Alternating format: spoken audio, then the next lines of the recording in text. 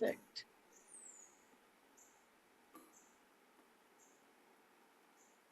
Perfect. Working? Yeah, it is. Yay.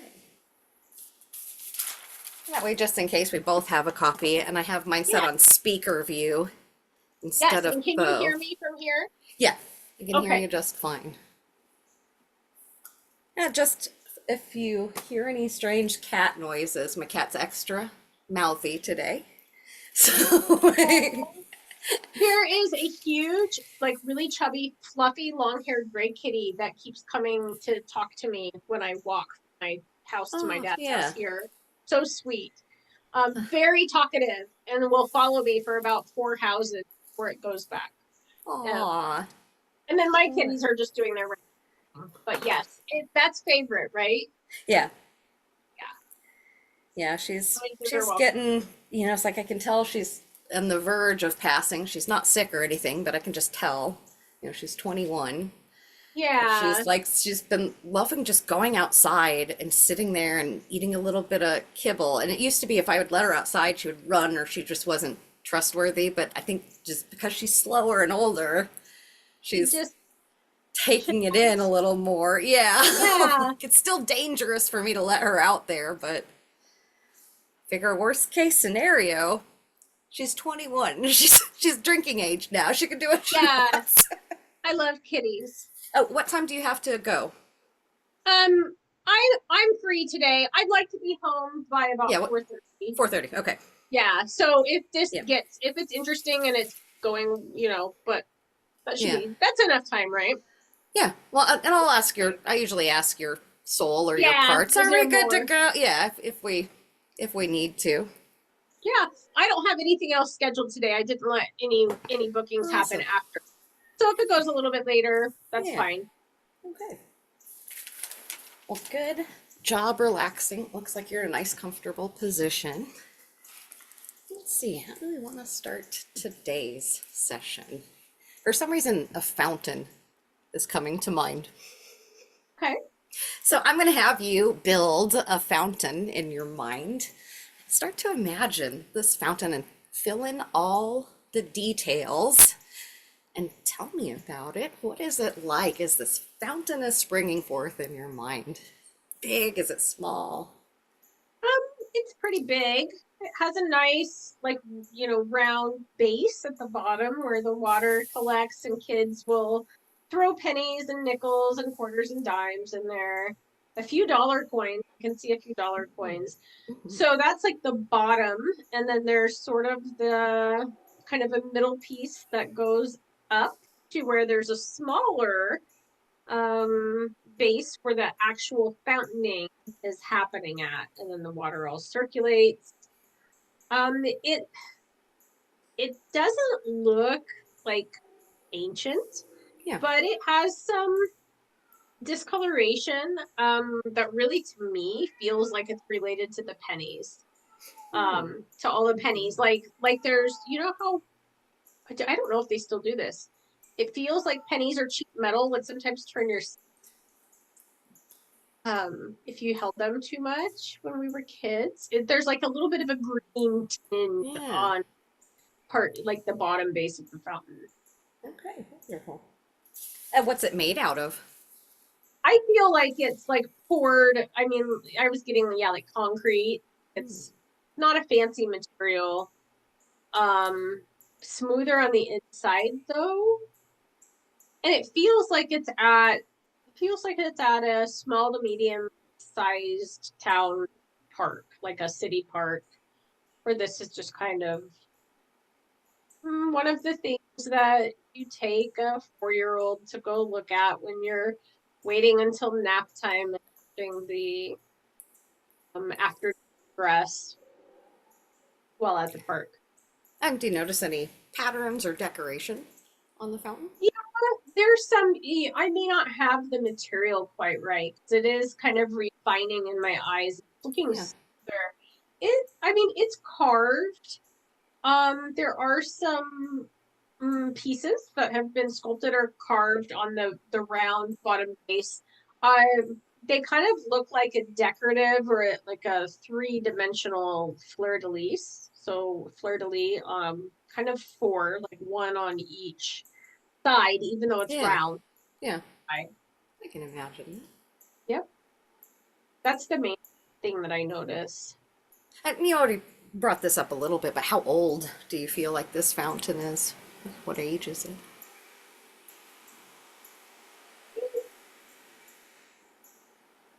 Okay, it's 80, about 80 years old, maybe a little under 80.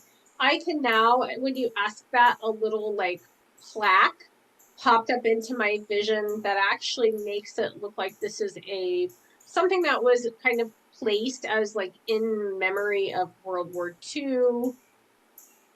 So it says August 26th, 1946, it was placed in this park. Like I can see a little kind of brass colored plaque that's on like a stand nearby. And you mentioned it's a good place to take a 4-year-old. Are you the Yeah. person that's taking the 4-year-old? No, I feel like I'm the observer. I'm just Ah, but there's birds and I do see a few different, groups of people. One would be maybe like a young mom with a baby, a child who's probably about four. There's a few that I would maybe think are grandmas or one grandma and grandpa. I'm observing, and when you asked that, I yeah. heard that I'm very clearly observing this because I'm done dealing with little kids. Um, Ah, because done dealing with them. I've done my time as the mother of four little kids, and now that they're not little anymore, no more little kids unless I'm grandma. Ah, yeah, yeah. Let's Yeah. say that So like, again. I want to hear you say, I'm done dealing with little kids. yes, I'm done dealing with little kids, so I'm observing them. As much as I Wonderful. like children, I feel like I'm almost like a vantage point with a tree. I'm not the tree, but I'm Yeah. almost like sitting, my consciousness or my awareness is kind of in pretty high up in an oak that's watching. And as you're here laying on the bed as Sarah, is there a place that that energy, I'm done dealing with kids, needs to be recognized in your body, Oh yeah, probably, yeah, sacral your and roots? sacral root, even plexus, because Ah, roles, very. responsibility, all these kids are my responsibility. But yeah, I really felt it like sacral and root. I'm done dealing with little kids. Beautiful. Now, as you're that tree, as you're connecting with that energy of that tree, I wonder maybe that tree can help you with this idea. What does that tree want to say to you, or what does it want to gift you in understanding? Well, the tree showed me a nest with three little like robin's eggs in it, and told me it's gifting me understanding of curiosity. So the theme for the session today for us is curiosity, apparently. It was Uh-huh. a confirmation of curiosity. Beautiful. And Something now about it's, the yeah. eggs feels symbolic. Like I'm trying to find out, am I supposed to bring this nest with me? No. Cycles. Think of the eggs as cycles of life, the way we were talking about the cycle, Mm-hmm. Earth cycles, and to know that that's a theme in the work, not just that we're doing today, but Yeah. that you and I have explored together in a lot of our sessions, um, of like Earth cycles and humanity cycles. And what's important about your womb space as you're recognizing that energy? Something else want to go there, or something want to be released? Probably residual I can see there's releasing residue about like I've had no trouble letting the boys grow up, but I get a little emotional about my daughter sometimes and my attachment to her. So releasing some, it's really strange because it's very seldom, but when it does hit, like I feel a grief about her being away from me. Mm-hmm. Favorite agrees. Kitty Yeah. agrees. So I can see it. It's kind of like a murky, just releasing some murky fog. That sort of, it does feel like there's an attachment that would like to be reinforced that's Yeah. outside of her or I consciously doing it that we need to release. Allowing everybody to completely release in non-attachment. I And know when it, attachment to one's children is good. I don't mean like yeah, releasing. over Yeah. attachment. Yeah. I wonder if that energy of curiosity can help somehow. Yes, it can. To get curious about one thing to explore is to get curious about who, what, or why, who benefits or why there would be a desire to me overly invested in not separating and individuating from my daughter and vice versa. Because until the last 3 years, it's been about 3 years since she got okay without me, where she had been very, very much, you know, kind of on my hip or by my side a lot. Yeah. So that's something to be curious about. I'm And curious, what's the color of curiosity, or what color would you like to assign to that energy for today's session? it's pretty. It looks kind of like a turquoise or a teal. And I'm comparing it to fear or judgment. Does that have a different color? Yeah, fear looks the fear actually at first I thought it was gonna be gray or black, but I like gray and black.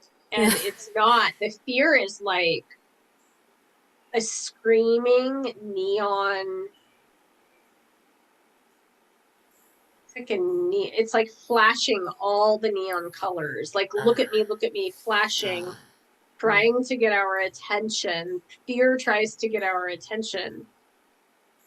And so it will it's almost even like the neon lights Mm-hmm. flashing. And then what was the other one? Curiosity, fear, Yeah, and judgment. curiosity is turquoise. Judgment looked like I mean, I do equal judgment and discernment. There's some similarities there, and right now, judgment Yeah. is a deep shade of red. So not blood red, but like a deep, almost wine, almost a wine red. Mm.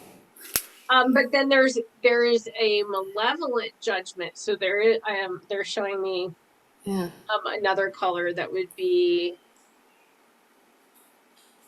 It's hard to put a word to it. It's not brown like we know brown, but it is some sort of a brown frequency that's existing in lower 4D. And like I'm hearing service to self 4D is where this color operates as like Mm-hmm. um declarative judgment instead of discerning. So like a declarative judgment, it's final, everything's polarized, there's no nuance, Yeah. as opposed to like I'm keeping myself safe, judgment, discernment, or I know this is what's best for me, judgment, discernment. Yeah. Okay. That makes sense. Well, notice any place in the body or in your energy form where that turquoise energy wants to be more prevalent. And as you notice that, see what it might be replacing. Describe what's happened. Yeah, so it continued to kind of fill the womb or the sacral area to get curious, and I'm hearing to fuel creativity with curiosity as well. That's a nice correlation. And then I felt a release kind of in the like back strap right here. So I felt some tightness and energy release, and the turquoise go there. The turquoise curiosity fill. And what's that part of your body representing? Um, in part, so carrying the weight. So even though it's not Yeah. the shoulders necessarily, I was hearing carrying the weight, and even there's like even being unequal. So like laying on my left side for too long, and then there gets to be strain on that muscle. Is just the visual I was given. We're like carrying unequal heaviness or weight, or even like heaviness or weight that isn't mine to have to carry. Kind of what that was representing. Wonderful. And I have Well, a feeling that this fountain can help us before we go much further. I want you to notice the energies in the water. And notice how they're helping this flexibility, this change. yeah, there was like water spirits, water deva all through the Nice. water. They're singing. What's that song allow you to do? What I'm just hearing like energetically wash it all clean. Um, remove any sticky residue or unhelpful energy, anything that's not mine, to connect with the most clarified source frequency that we're able to amplify and aspect in this dimension. Wonderful. Thank you for that, Devas. I appreciate you being here. I also like to call in any other helpers that are willing and able to participate. Only the highest level spirits are called and given that permission. And I thank that energy as we're surrounded by those helpful forces. I'm curious about this fountain scene, this time frame. What information might be there for Sarah to tap into? Just get the idea. Is this a place that your spirit wants to explore more? Or is this just a starting point? What wants to come through from this time and place? Well, I heard that this is a beautiful park in Anytown, USA, that many people need to get open and curious about. So I live in Anytown, USA, and so do you. Um, and I'm hearing that it is places like this in the middle of the US that can offer pretty expanded healing opportunities. And I'm careful with the word healing. Everybody is their own best healer. Everyone is a self healer, but it is in allowing the mundane of the everyday in Anytown, USA, that many people who are currently living in fear and with a lot of overstimulation can begin to center, ground, and regulate. That was, yeah, that was the first thing. The other was just to acknowledge somehow this town or this fountain feels like a sister community to Dresden. And I want to acknowledge the absolute, I'm going to spell GENOCIDE, that occurred in that beautiful city, which I, as Sarah in this body, read about yesterday more extensively. Like, I don't remember being taught about this in school other than a very cursory, oh yeah, they bombed the city at the end of the war. And reading about it yesterday, I wound up quite moved and with deep impact for the victims of this absolute atrocity. So even just acknowledging that we can have beauty in the midst of acknowledging the deep anguish and great harm that has happened. The turquoise curiosity is telling me that this goes along with kind of our intention, or what we were talking about before turning the camera on, about walking this line of, we're not gaslighting and ignoring what is happening in this world, but we're working to acknowledge it, and we're also working to change it, and being careful with where we put attention and energy. We're talking a little bit about attachment as it goes along with that, how to put our energy. What wants to come through for the collective about that, and about that question? What can we attach to? It is extremely important for humans to believe, know, and understand deeply within the self that safety is created from within. However, humans require connection to co-regulate and coexist.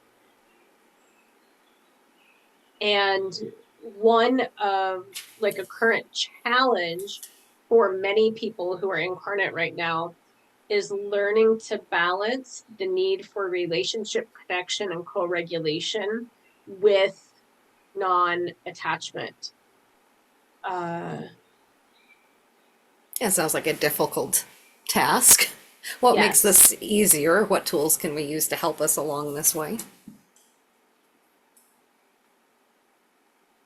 Quantum work. So like what we're doing today is something that is accessible. Somatic work, but not in the caution is to not go overboard into the cathartic somatic stuff where you're screaming and yelling and crying and weeping and rocking all of the time to release energy. There is a time and place for that kind of somatic processing, but it can be misused in a way where people aren't able to develop, or they choose not to develop, safer or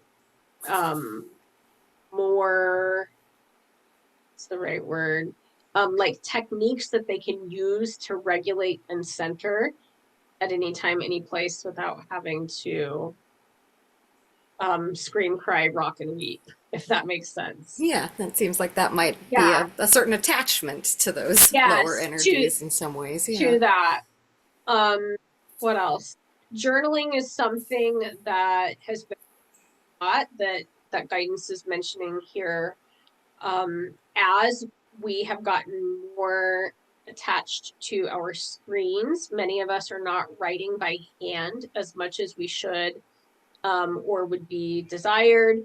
And journaling in a notebook, or a journal that you pick out for yourself as a gift, can be is a very available, very accessible, inexpensive thing that everybody can do to get entered and get things out that need to come out. Working to build connections with people, whether that be in person, online, or both, is also important.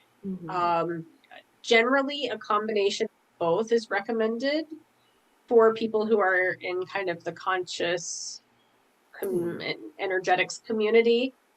Frequently, we wind up holding a certain frequency where we live, and we may need to branch out to online connections to really, really have some of the support friendship that we need, because we might be there might not be anybody in our personal physical life that we can be completely at ease or completely and down the doing all of this stuff, shall we say. Yeah, that makes sense.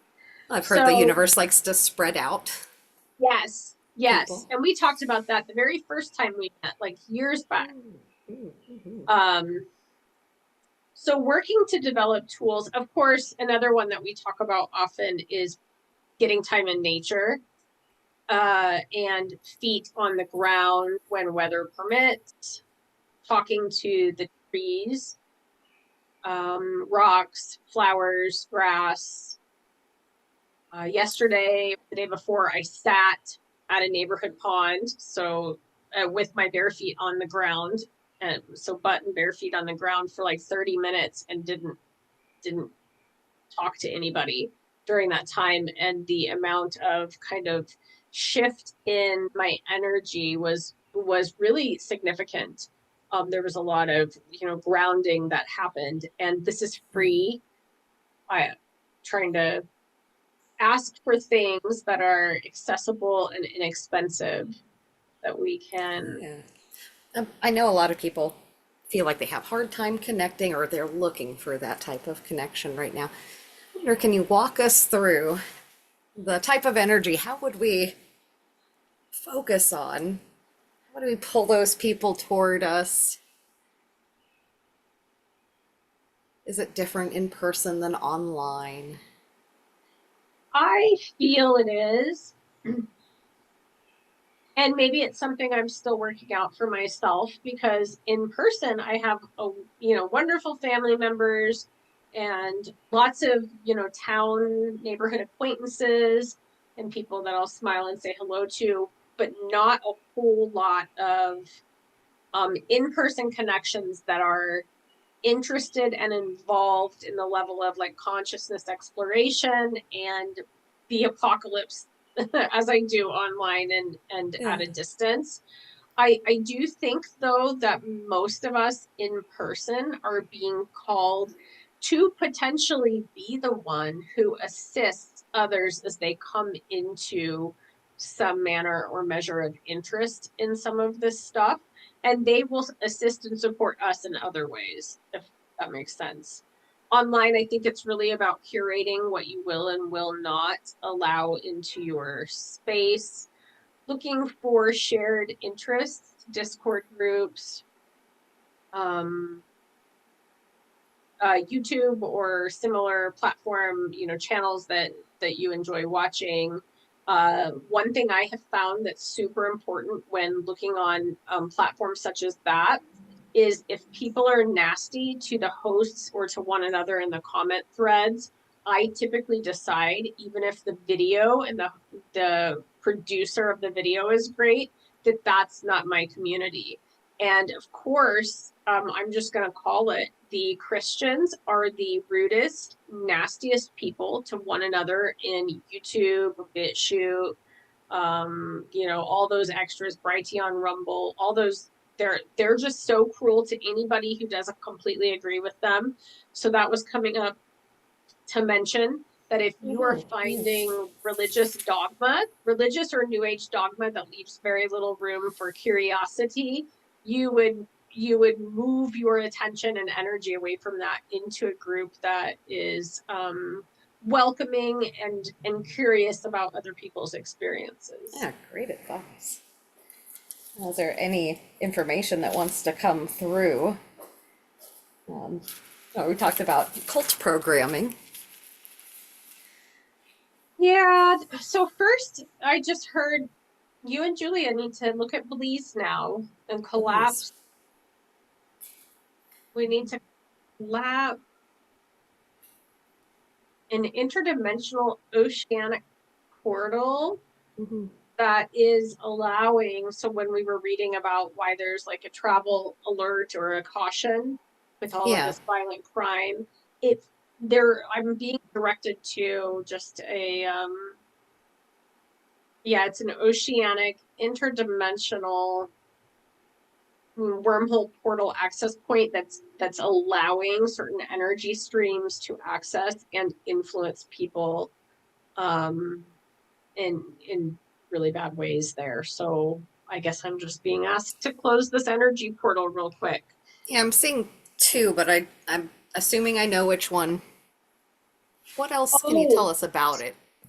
well, we were speaking about the torus and toroidal Yeah. field. It looks tornadic, but it's like a when it's in the water, it's like a a vortex of water, except it's not water. It's actually some kind of a plasma. So what I keep finding is that most everywhere else, water and air are different, and it's like plasma, the ether.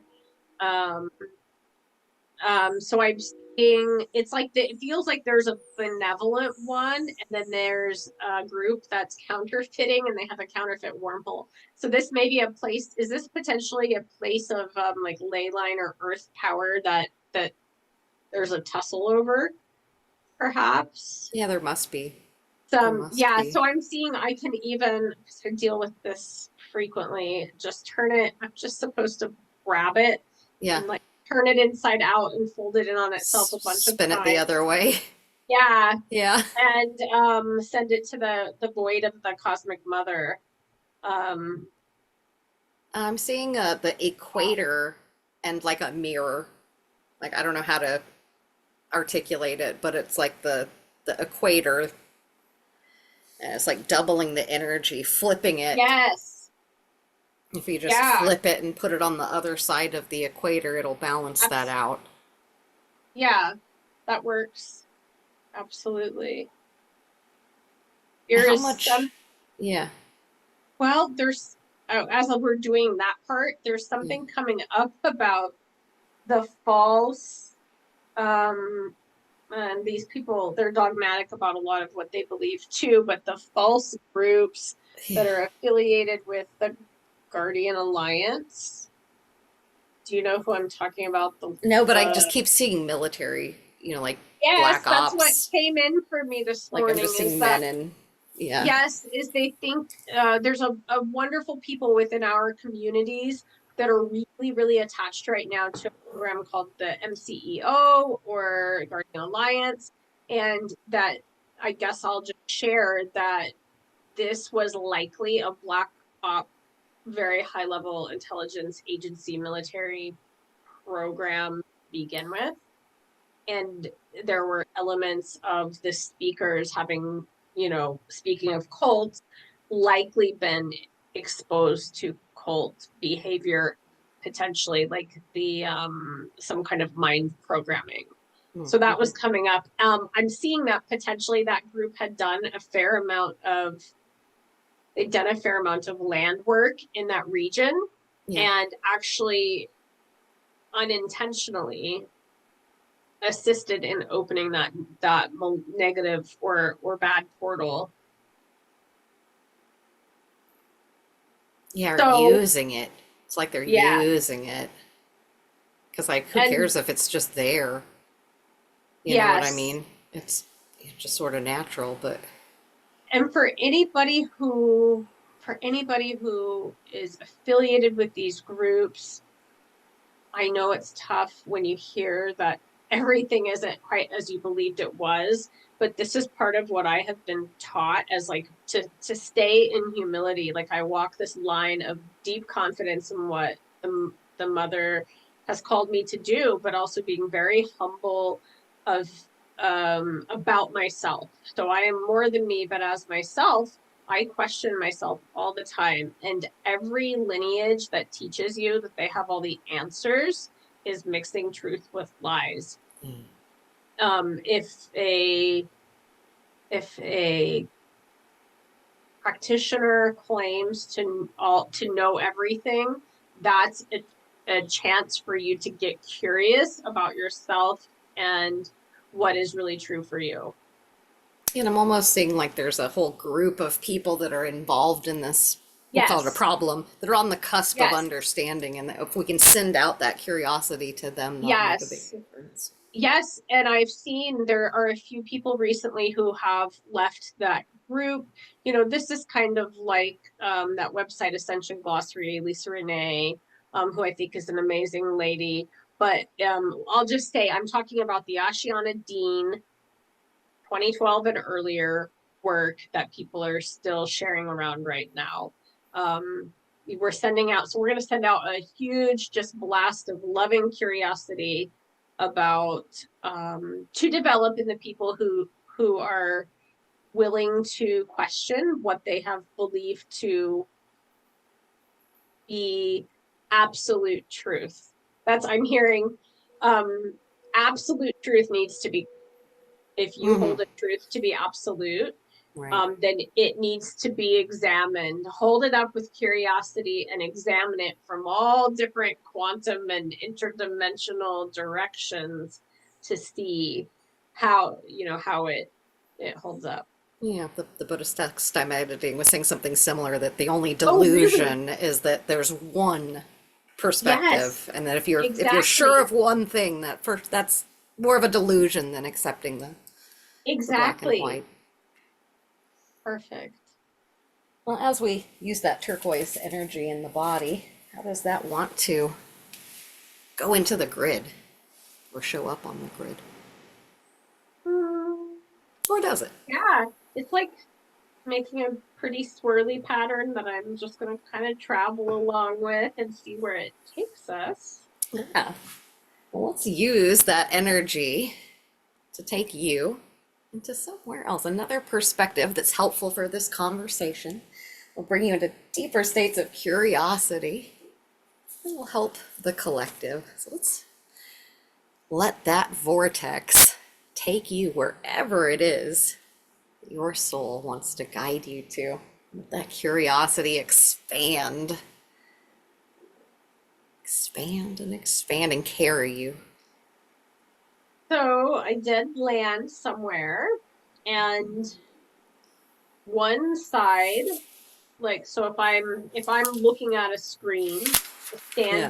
standing in some sand, and it's almost like I'm looking at a screen. One side of it looks like a jungle, and I can hear like jungle birds. For some reason, I want to say it's a toucan. Is Yeah. that the Fruit Loops bird? Yeah, I Like, think so. yeah. So I'm seeing a toucan in some, like jungle trees, and then the Yeah. left side is like a black and white, like old black and white, no color, like what we would see on an old TV. And initially I thought, oh, this is going to be like, we're from Kansas and it's this Wizard of Oz reference, but it's not. It's oh, it okay. This is like a 2D construct. Um, Mm-hmm. we have a 2D construct that's appearing more accurate. There's no texture, there's no life, there's no color. And it is kind of representing like a small town. That's the imagery. But over here, I what I'm being guided to say is, even though I can see the trees and I can hear a toucan and I think I'm seeing a toucan, it's actually also still a flat 2-dimensional image that I'm being shown, and that we need to be very careful with our discerning curiosity to make sure that we aren't pulled into something that's actually flat and like a 2D Yeah. flat view, even if it's colorful. A higher resolution distortion. Yes. Gotcha. Yes, exactly. So that's interesting. And now the light Yeah. says we can, the turquoise says we can keep going. And now I'm Okay. going up, up, up. It's kind of like, yeah, almost like I'm almost on, it's almost like a cloud now, like where Yeah. I'm cloud. Yeah. Oh, and Um, and before we move too far away from that, I'm just curious, what was it that allowed you to determine that this is still distortion, even though it was higher the resolution? the discernment that I have cultivated and really, really developed capacity for in recent years. Because anyone could have intended, oh, I'm standing here. This looks like the place I should go. And Yeah. if I knew as soon as I was settling in and looking at things, if I would have continued walking, I would have actually hit a screen. Like it would have been like The and barrier. yeah, there would have Yeah. been a barrier. And the what came up in my mind that I didn't mention is the flat earth versus round globe debate that we see in spiritual spaces all the time, Yeah. where anytime there are two really striking binaries offered, that is typically a distract and deflect attempt to generate a lot of energy, going for one side or the other, when the real truth is probably much more nuanced and a totally different third thing. Okay. So like the way Yeah. the way I see the Earth when I view Earth is that, speaking of the toroidal field, that Earth is actually a torus that's more, I generally see it shaped a little bit more like an egg. And there's, if Yeah. I'm looking straight at it from here, if I was viewing it up here, there's like an opening, almost like, I'm going to call it a birth canal, because Earth is a mother, to the upper left, if I'm looking at it right here, like on the upper left side. But Earth is always, it is, it is both and neither or. Mhm. Um, it's because we are co-creating and rendering everything as we go, but the it's not this idea of we are on a flat earth that's almost a 2D. Like one of my first teachers told me that was a 2D concept.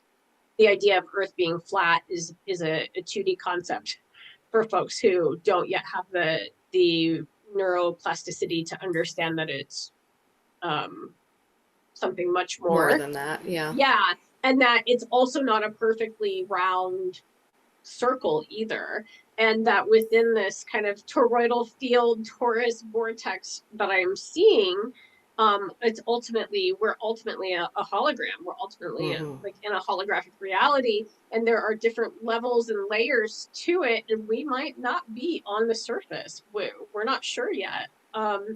And that the reality construct will produce, for somebody who is very intensely desiring results one way or the other, the Hmm. reality construct will help reinforce those preconceived ideas by offering either or, the binary sides, proof for what they want, or what they want it to be. I'm curious, how does this concept, if it does, uh, play into the idea of the Earth splitting, or the they call the bifurcation? Yeah. When I view that, I generally see that there's some kind of, like, the word I was given a few years ago was like a trifurcation. And Yeah. I don't see it fully as a, we're going to have a lot of physical changes, on the earth, as the earth is going through her cycles that are not just about people, that are her own, as a conscious body, things that she's cycling through. What I see is very, energetic, I guess. We're more of like a spiritual splitting. And I think about how, as co-creators and living with the sort of, well, I guess we could get into the debate, do we have free will?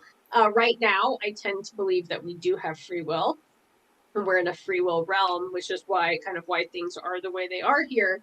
But I actually see a, uh, a complete separation, where we wind up with three, like three at Hmm. least. It's like creating more timelines or more realities. Yeah. And whatever it is you have determined to experience is going to be provided for you. So if there's a collective of people who decides they're going to experience revelation from the Bible happening just the way it says it is, even though we Right. have evidence that maybe that was manipulated, you may be provided a timeline and a version of Earth in which that happens, and other people may shift out of that reality into a new body of Tara or of Earth. So that's kind of how I see it. Like when I visualize it, I can actually see it like becoming copies of itself. I mean, not Yeah. identical, but some of them will go into a different dimensional location, um, half steps up and down or side to side. It's hard to put the quantum language to it, but you know what I mean. I'm Um, curious about Gaia herself. if you can tap into that energy. What message does she have, or what's important from her perspective about this shift? How is she seeing this or feeling it? Or I can go to the chamber where her heart is at, which is deep inside the earth, and Mhm. go connect. Just following, kind of doing like journey to the lower world technique from shamanic practice. Okay. And she's always the like embodiment of earth as Tara or Gaia is always available to me. And dragons just met me. So I work with a lot of the good dragons or helpful dragons a lot. And a couple dragons met me kind of at the entryway to we can't quite call it inner earth or hollow earth. It's something totally different, but it's where it's the real inside. Deep earth. Yeah, deeper. So I'm just kind of walking with them, and she's already here, so she'll show herself to me quite often as either just kind of an energy body Oh, or a sometimes she'll show herself to be as like more of a woman. She usually has red hair. And then when I'm in the presence of like this massive heart, the massive green heart, that green and gold heart that she has, I get even more information. I was about to ask a question and I got the answer, right? Or part of the answer. Oh, I was she going says to ask. ask, yeah, I was going to ask about, what phase of her life is it? How would she compare her perspective to a human if there's any comparison? And then I heard something of like, I'm done dealing with children. Oh, yes. This is it's parallel, like it parallels my like the microcosm of my Hmm. experience, macrocosm of hers. She says absolutely. And it's not that she thinks of all humans as children, Yeah. but this is happening with or without us. And what she has shared with me before, and she's reinforcing this, is that this cycle, her shift, her apocalypse even, because Mhm. she has been deep in what we may call the Kali Yuga Yeah. with humanity. And the word that she used before, and she says it's accurate, is she's been very forbearing and Hmm. like a mother.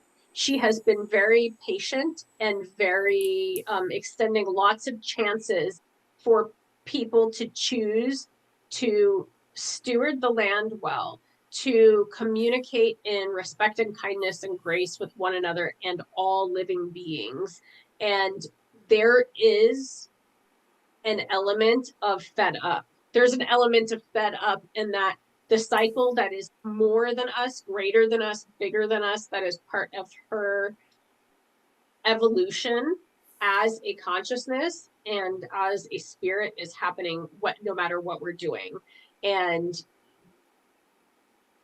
like she's kind of showing me like that may mean that if humans choose to engage in very detrimental and damaging ways, the experience that we have been of natural shifts that she is going through, that the earth is going through, may seem much and catastrophic. If we are coming into harmony and union with the world and with one another, even as we are yet individuated, those changes can be taken in stride, and there will be more of a flow and less resistance to the things that are going to happen and that are happening. Um, she's reminding me, like I just saw, uh, mm, they're like a cross between, they're like scuttly bugs, but they were big. Um, they look like a cross between like a June bug, and those June bugs are they don't, they just like the lights on the summer, like the Yeah. lights. They're not damaging, but it was like a cross between like it looked like a big June bug and maybe like a roach or a cricket. She showed me like a legion, like I saw a legion of them come up from a crack in the earth as and she says they're not here to harm you. They're not this group isn't trying to harm us. Mm-hmm. It's part of the shifting and settling and recalibration. We're going to see strange things, and the heart of humanity, the collective heart of humanity, and what we choose to consent to or give our attention to is going to direct a lot more than we consciously realize of how we in general respond to the strange thing. It doesn't mean that there's not bad things or extractive or parasitic things that might want to harm us, but Mm-hmm. humans have invited that energy in by being parasitic ourselves and thinking the answer anytime there's a disagreement to blow something up It's or force. to Yeah. do a bomb. Yeah. And we are on, she just said to me, like, she showed me this reminder that I kind of got from like the cosmic mother and the Godhead energy the other day, is that because of Earth people's behavior, we have been for a long time on some kind of varying levels of cosmic quarantine Yeah. because of this behavior. And we can we can blame it on whoever we want to have fill in as the bad guy, the people who genetically modified us to make us slaves, or in the mines like we were talking about earlier. Whoever we want to assign the bad guy can definitely be brought in as a bad guy, Yeah. but and like nothing changes. We can name 10 bad guys, we can name 1,000 bad guys who did bad stuff to us, but until we actually do the inner work, personal accountability, um from the heart, individually and collectively, the collective heart of humanity continues to invite that kind of engagement and behavior. Mm. it's Mm-hmm. it does that make sense? Yeah. Yeah. It's That the like, fear is drawing and attaching the predator. yes, It's not yes, one and way. yes, it's not one way. And so we have to start both on, like an individual level and a collective level.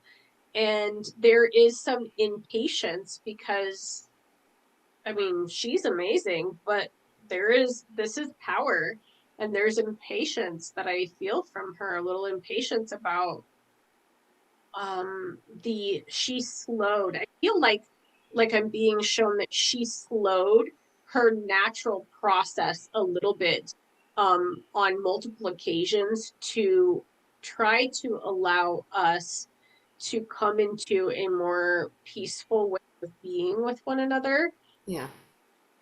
um Is that a process let's that we can adopt as well? Yes, like slowing, Yeah. slowing Yeah. down. Ironically, we want to move faster, but I have a feeling that a slower approach Yes, might help that. the slower approach will definitely allow all of us to center. So much of this is dealing with fear. Where is fear coming up in the body? How are we expressing or reacting and responding to fear that we aren't acknowledging in our day-to-day lives? So slowing down allows a more body focused experience. And part of slowing down is, and this is as much for me as anybody else, but is making sure that we are scheduling daily time away from the internet and technology and the phone. And of course, the phone isn't bad, but the dopamine Mm. responses that we're getting that are making us addicted to being Right. on the internet need to be mitigated and managed well, so that we can further into body and make sure that we're not allowing too much of our energy to wind up functionally operating from the internet. Yeah.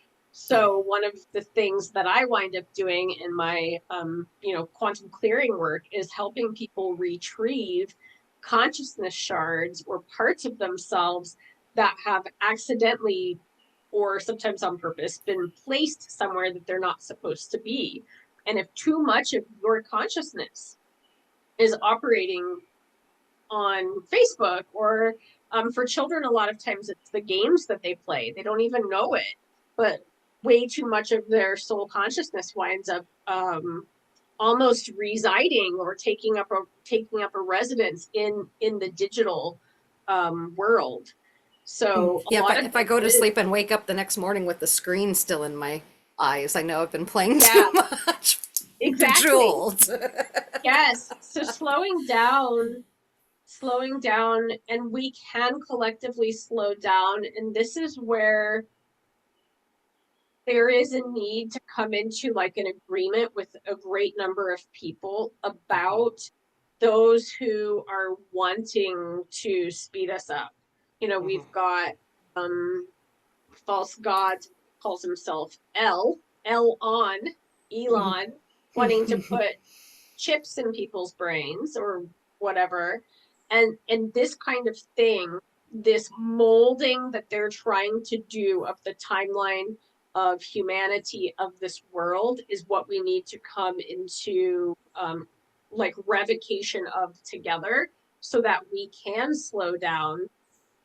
We can definitely, each individual can implement parameters of slowing down, but as a general greater population, we need to work together to say, I do not agree with this, I do not consent with this, and work together to change some of these outcomes that we are being pushed toward.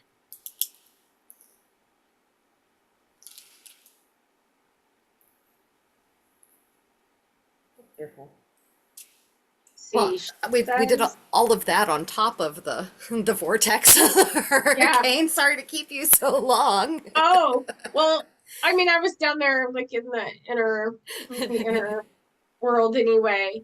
She's just showing me a fire. She Mhm. the archetypal Earth Mother, Tara, Gaia, Yeah. Terra, whatever name you identify with, is inviting you specifically to connect through the element of fire. I don't know if where I'm here like Yeah. campfire. Like campfire, if you can have a fire in like a Yeah. small yard, connecting, even if it's not, time to go have an outside fire, even she's inviting all of us, but Julia in particular, to connect through even just candle, Yeah. intentionally every day to the true earth frequency of like the essentially the grid work and land Yeah. work we're That makes doing sense. at. Yeah.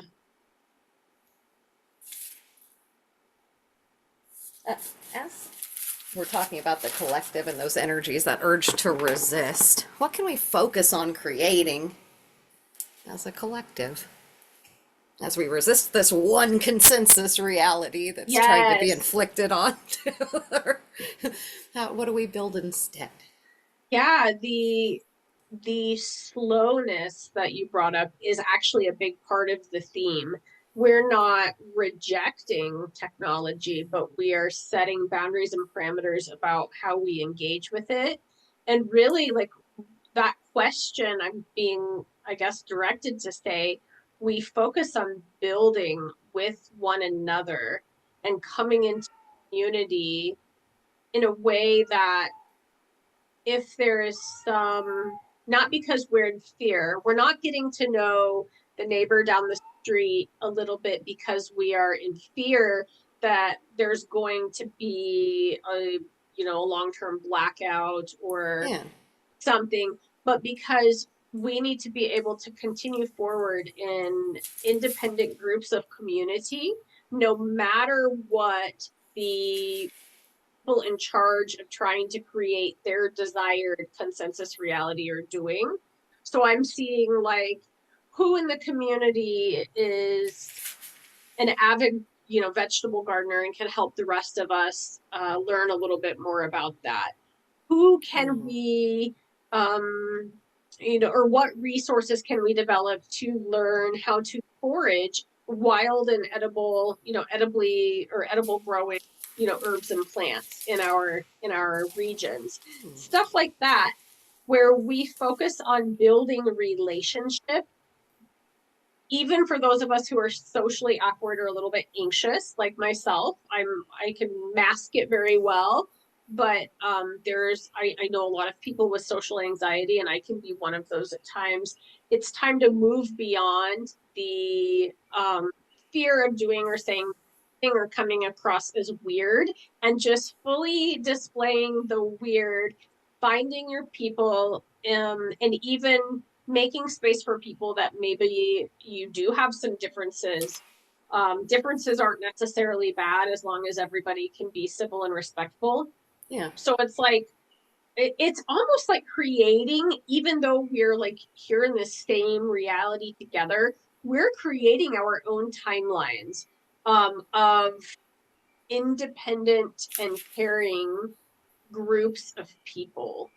So um this is not an advice to like prep, like the big preppers who Right. think it's not prepping, but it is one thing that could be created is, okay, I have an extra $30 this week, and I'm going to, with that extra $30, buy a few extra things from my home, and I'm going to make sure that a family I know that's in need, has enough to eat this week. So there's also like, what are we to build or focus on would be service. How can we serve in love ourselves, our own households and family, but allow that to ripple out in meaningful ways to those around us. I'm almost getting the impression that the social anxiety is somewhat coming from within, whereas a lot of the other anxieties that we face are somewhat Yes. external. Yes, and it's worth noting that a lot of us who do occasionally have social anxiety have at times experienced an online space making that worse. Especially, I'm thinking Yeah. about young people. Yeah. Um, I don't wear any makeup, and it's super important to me that all of the young who have an example of what a real woman who's 43 years old looks like. And I'm seeing kids getting nervous and anxious about how they look because of the heavy filtration that's used online a lot. So, but I've also myself experienced a decrease in social anxiety, and I have become even more comfortable speaking to a bigger group of people. Not huge, but Yeah. a small group, or filming for YouTube.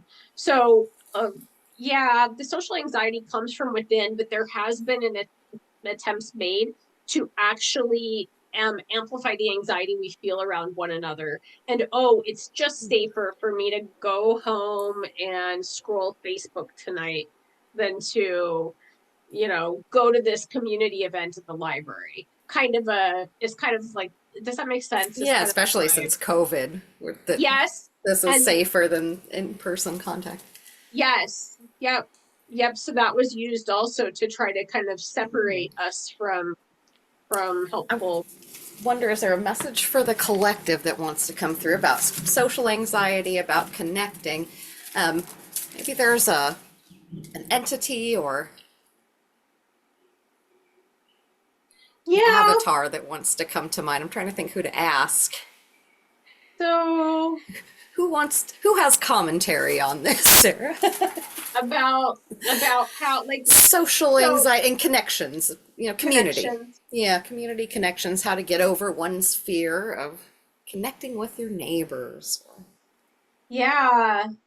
I'm just And maybe it's allowing. just Julia asking, but I have a feeling there's other people out there that, Okay. So I'm just seeing the sun. So yeah, I'm going to say that this answer is kind of being offered by this like kind of solar energy of the collective. yeah, yeah, yeah. It's a good one.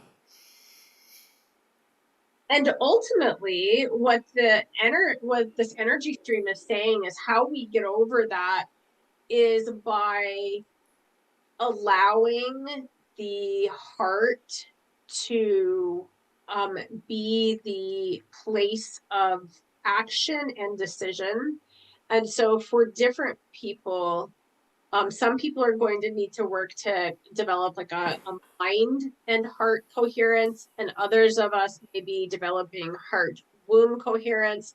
And then a lot of us have need all like in my work, it's all three that are very connected. So what that means in English for or like easier speech is that you don't allow looping thought patterns to amplify your social anxiety. You come deeply and present in the heart and allow the heart to guide. And typically, I find fear exists in the mind or mental realm. Yeah. And of course, it can make blockages in the body, but where fear or intrusive thoughts are at is in the head. Yeah. So the main suggestion is to operate um, from the heart in connecting with other people and allowing the social anxiety to go to the back burner of the mind. And I'm hearing put yourself out there. What's the worst thing that could happen? Somebody's mean to you. Well, then that's information. You were curious and open and inviting. And if somebody is mean to you, that's information that you can then use as they are not aligned to be part of your group or your community right now. Um, Yeah, unless you want that data in your yeah, data sets. I'm seeing like the whole there was a suggestion, some giggling coming from these warrior solar girls about the old suggestion to like if you have to be on stage, picture everybody in the crowd naked or in their underwear. Yeah. And I'm hearing like little things like that will vary person to person, but Right. anything that can assist.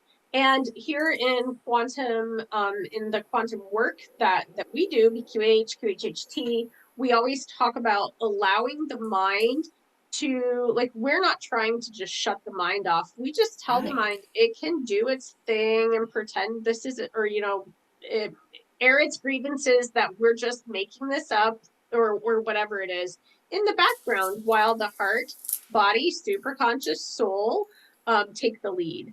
So the whole idea isn't to have to now who is this? This is oh wow. This is you. I'm seeing like a ninth dimensional version of one of your like higher expanded selves. Yeah. Just said the whole idea isn't to like exercise the anxiety because that's a normal little bit of a human emotion that you can actually be growing and building capacity. You can build capacity to release whatever anxiety is aligned to release, to hold what you can't yet release, and still offer connection to others. And that's going to bring up for a lot of people self-worth.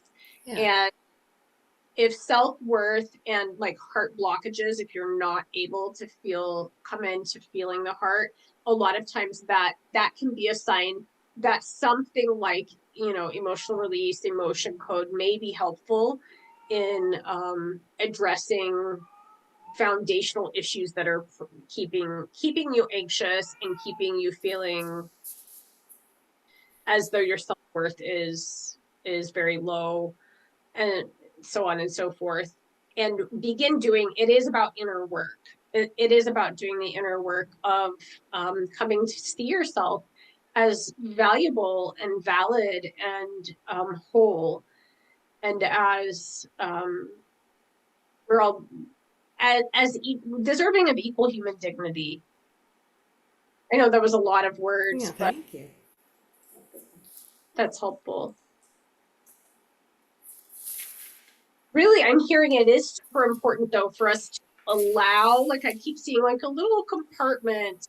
Yeah. Those familiar with Bob Monroe of he did the Hypnosis. yeah, Yeah. yeah, Hemisync and all of that. He had his energy conversion box, but he also had like the in some of his induction, it would be like you create a box or a storage place or a trunk in your mind, and you put all of your worries or anxieties or daily like cares of the day in that Yeah. while you go have your journey, and they'll still be there waiting for you when you're done. And the same idea, okay, like I haven't conquered this anxiety yet. First I would say, well, is it actually something that has to be conquered? But even Yeah. so, it can go inside your box or the trunk you create in your mind while you come into a place of curiosity about connecting and being open to get to know other people. Yeah, it'll still be there later. You can Yes. always come back to it later if you want to. Yes. Wonderful. Well, thank you so much for going into such detail. And now that we've answered some collective questions, I wonder where else would your soul like to take you? Curious? What else wants to come through? Allow yourself to drift and float and journey.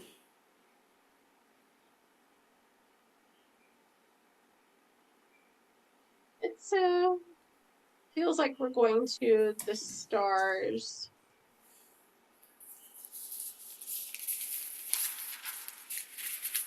Do you appear in the stars or do you travel there in a vessel? Yeah, I feel like I'm drifting and gliding and floating to there's like there seems to be a quantum decision making process happening about which place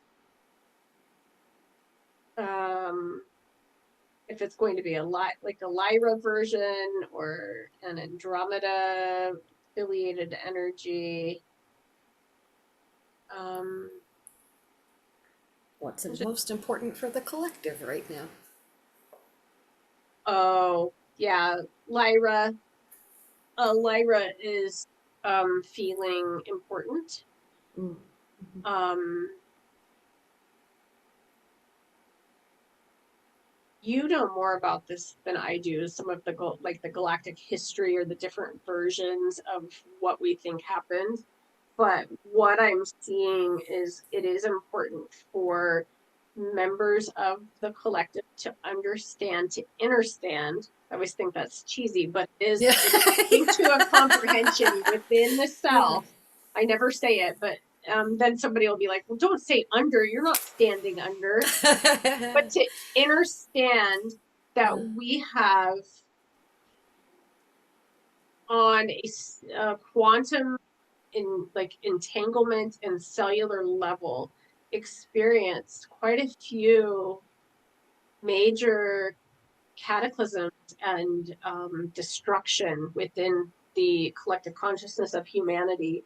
And I know there are different versions of the destruction of Lyra. The one I'm most familiar with is that a faction of beings, probably a lot of reptilian affiliated beings who may have been affiliated or from Orion, um, started a war, essentially obliterated Lyra.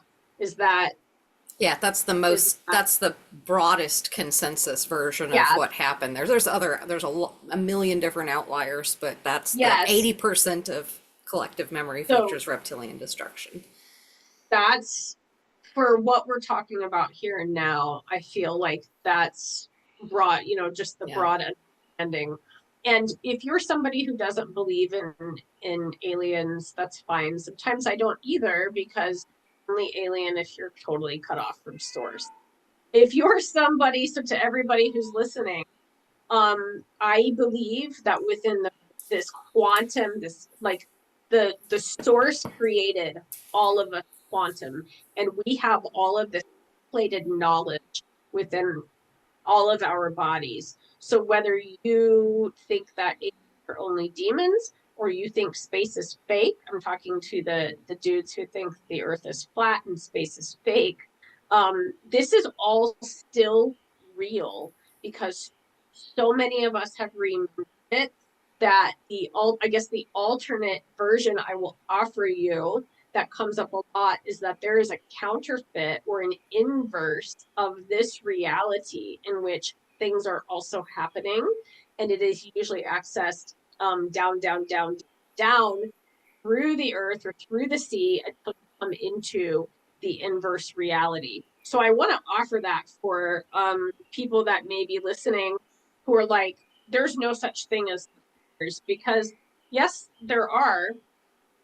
Lyra or Orion may not be what you think they are, but this is. I just need to say that too many of us have remembered this for it not to there not to be truth. So whether it happened in a pocket reality or up in the sky, the stars Yeah. that we see in our night sky doesn't matter so much as that it happened and it is templated within everybody's collective conscious memories. So that said, I'm seeing Lyra is coming up as an example of what happens when extraction gets to rule the day in the game. And the beings that were responsible for the destruction of Lyra weren't living on Lyra necessarily, but they wanted it for themselves. And as I feel into it, it was an attempted and fairly successful. I mean, there were people who got away, but it was another NOCIDE and a if you won't let us have it to do with it what we will, we'll just take this place from you. And I offer Lyra, and I keep seeing this beautiful like lavender purple like energy associated with when like the Lyra before it was Yeah. harmed. I offer this to everybody listening today as an example of what happens when beings with high technology and very little heart and emotion get to be in charge or get to have their way. And there are so many, like I'm seeing all these threads of quantum entanglement, as well as like the Akashic and timeline threads and fibers that all of us are interfacing with at all times. And every single person access a Lyran memory. And then the other one, I want to, I think, correlate this to the Atlantean Yeah. that I remember. What happened then is again, there were people who were working with beings that we think of as reptilian or potentially soulless beings or violent, aggressive, emotionless beings. There were humans working with and for them, and the harm that was being inflicted was so great that a cataclysm in the Atlantis I remembered had to occur through cosmic, heavenly, and earth, like Gaia herself declaring, or the earth herself declaring, that things had gotten so bad because of this same energy. And that energy in Atlantis was allowed to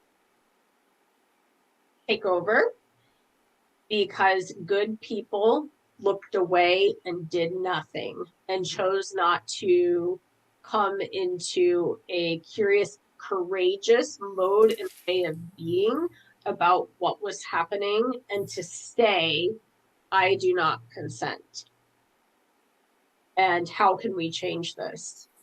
And I don't know, Yeah. I'm hearing that there's a lot of people who are feeling helpless right now. And I know I can say that I understand. I'm sure Julie understands. This is a really the world feels destabilized right now. And so I also want to offer compassion for people who may catch this video and are like, well, I don't know what to do. I don't know how to be. Feel like I'm constantly being overstimulated with trauma imagery and programming through Yeah. everything that's happening around me. Please don't blame this on me and make it seem like I'm not doing anything.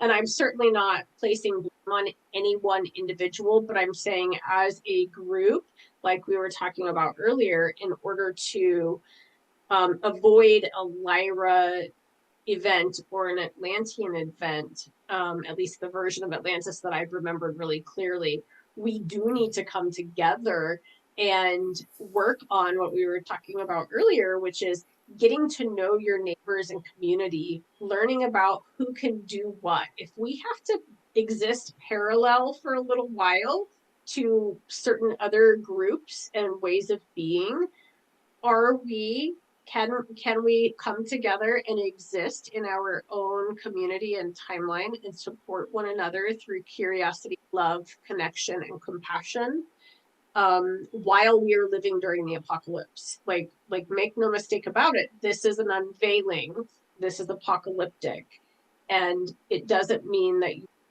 you or any one individual is being, has more weight on your shoulders than everybody else does.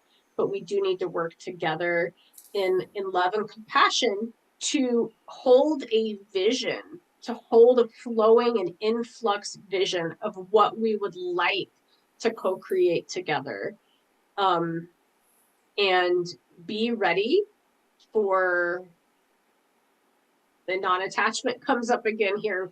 Be ready to flow with everything and to be attached to very little. And it doesn't mean you don't love, it means you're not attached to outcomes constantly. Because when we are attached to outcomes, that is when we start feeling so much resistance to whatever it is that we're needing or that we're desiring to happen. I'm thinking of Lyra and what that population could have done to prevent the devastation, and based on my own history, I'm sure there's nothing they could have There's done. nothing. It had to happen. Yes.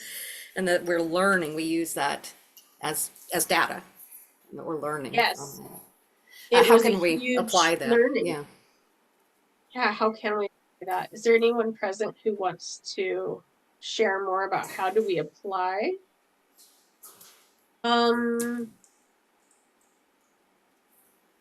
Something about staying curious, but also not consenting to what isn't in alignment with that love.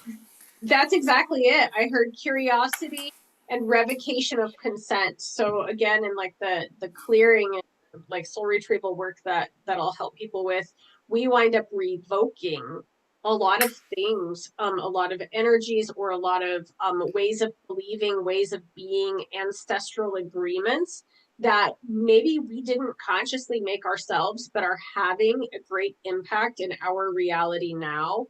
So it's being curious, having compassion for self and others, and being very clear while not over focusing on what we do not consent to, what we do not agree to, and holding a vision do what we will agree to, how we do want this iteration of Earth that seems to be in the process of birthing. We're in a destruction, we're in a constant flow right now of a destruction and creation, of a dissolution of the old as we come simultaneously, something new is being created.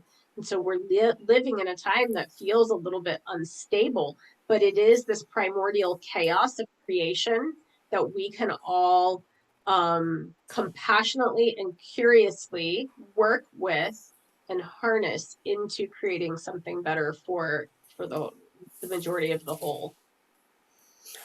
I'm curious, is there a life that Sarah can visit, a perspective in that future Earth? Would that be something that could come to the forward? Let's see what that might look like and feel like and sound like as you find another version of self that's existing in that future already. We'll call it the idealized future.